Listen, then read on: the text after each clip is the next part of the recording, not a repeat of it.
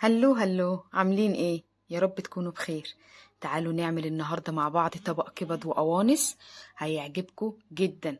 انا عارفه ان معظم ولادنا ما بياكلوش الكبد والقوانص عشان بيقولوا ان فيها ريحه زفار. انا بعد الوصفه دي مش هتبقى فيها اي ريحه. معايا هنا نص كيلو من الكبد والقوانص مقطعاهم صغير، ومعايا هنا حله ميه مغليه فيها 3 معالق خل وعودين لورا وشويه روزماري. تمام. خليهم بس يغلوا بتاع 6 7 دقايق في قلب المية المغلية دي. الخل بيشيل منها ريحة الزفارة، واللورة والروزماري بيخلي ريحتها حلوة جدا. بعد ما تخلص هصفيهم.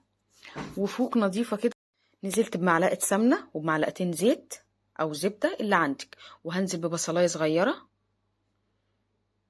يا دوبك هشوحها كده حاجة بسيطة، مش هخليها تحمر، أنا هشوحها بس في السمنة وفي الزيت. اهو زي ما انتوا شايفين هنزل عليها بقرن فلفل حامي ورومي وفصين توم مهروسين، وهقلبهم برضو تقليبة.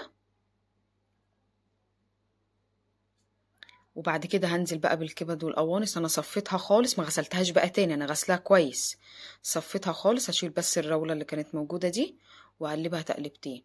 وعليهم بقى معلقتين 3 دبس رمان او صويا صوص اللي عندك، بس دبس الرمان بيبقى احلى، بيخلي بقى طعمها مسكر كده وشايفين لونها حلو جدا. هنزل بقى بالتوابل، ملح وفلفل ومعلقة 7 بهارات صغيرة وكاري، وأقلبها تقليبة تاني كمان.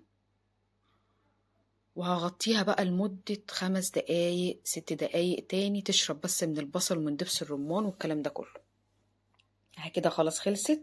البصل والفلفل كده دبلوا طعمها تحفة.